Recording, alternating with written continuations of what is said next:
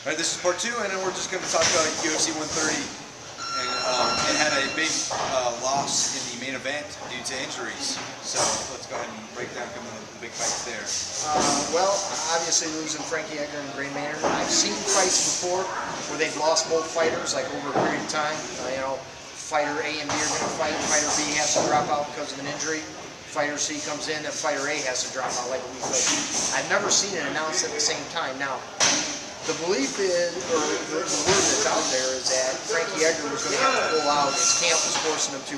Gray Maynard had an injured knee, but was willing to fight it out. Anthony Pettis was offered the opportunity. Anthony Pettis was fighting June 4th, is fighting June 4th against Clay Guida. Now, I got to think from Gray Maynard's point of view and his mindset. I'm going to gut out my knee injury, my sore knee, because I'm fighting for the title. I'm fighting Frankie Edgar. I beat him once. I drew him another time. I almost had him finish in the first round. I want that title. Oh, Frankie's pulling out. I'm injured, and now I got to fight a stud like Anthony Pettis that's hungry. Okay, I'm going to pull out of this one. I mean, there was more for him to lose on that and already being injured if he was 100% healthy, because it is a payday, and these guys only get paid when they fight. They have their sponsors and stuff, but I can see, and I don't blame him with that mindset. Your mind's ready for one thing. You're already banged up and injured, but you're fighting through it because you've got that belt on the line. Now all of a sudden it becomes a 3-round non-title fight where if I lose this, I don't get a chance to fight Frankie when he's back. So they announced it on the same day. That happens. I think we're going to see this happening more in the sport. The sport's getting bigger. There's more on the line. The athletes are getting better.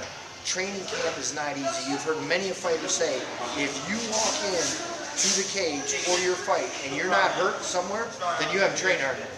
Something's going to be hurt. We just had Matt Danzig pull out of a fight. As you bring up, John Jones had to pull out of a fight, due to an injury. We've had, you have injuries that happen all the time. I think the reason we're hearing about it more is because the sport's more prominent. And so people are following the sport. It's like, wow, this guy's got it. It's happening all the time. There's been leg replacements all the time. Just now, I think, again, how many weeks in the NFL? Looking at an NFL season, very physical sport. How many times are guys out for the next week and they don't even practice for 4 or 5 weeks? They just play the game and they're put in situations where, okay, we can get 10 plays out of this rushing defensive end. Well, in MMA, you don't have that choice. If you're going to miss 10 days of training camp, chances are you're not taking that fight. So we have Rampage and Matt Hamill gets bumped to the main event. He gets bumped to the main event. I was wrong. I thought they were going to probably put another card on the preliminary. They cut it down to just 10 fights. Okay. 5 still on the main card, 2 on Spike TV, and 3 on Facebook. So the UFC is doing exactly what they did at 129. You have a chance to see all 10 fights. A lot of speculation coming out of where this fight between Rampage and Hamill kind of sits the two fighters. Hamill, to me, it just kind of would be a big win for him. I see, yeah. But Rampage, if he wins and dominates, I think he is on the verge of the title shot. Now, whether or not he can actually win, I'm not sure. But now again, I think with John Jones' injury and Rashad now facing Phil Davis, it's a whole different. It shifts all over again. And now does Rampage have to face those guys? Well, and then for a possible #1 contender. I think so. There's so many loaded guys at 205. You have Rampage fighting, and if he defeats Matt Hamill, you have Ryan Bader fighting against Tito Ortiz on July 2nd.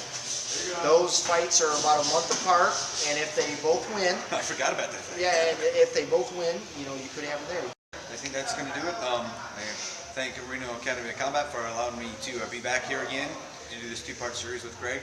Hopefully you guys watched last week. If you didn't, you missed a good take on our discussion of breaking down GSP and the perspective matchup with Silva that more than likely looks like it's going to be Nick Diaz now. And we also talked a little bit of Gina Carano and women's mixed martial arts. All right. Again, thanks to Reno Academy of Combat and thanks to Greg. See you.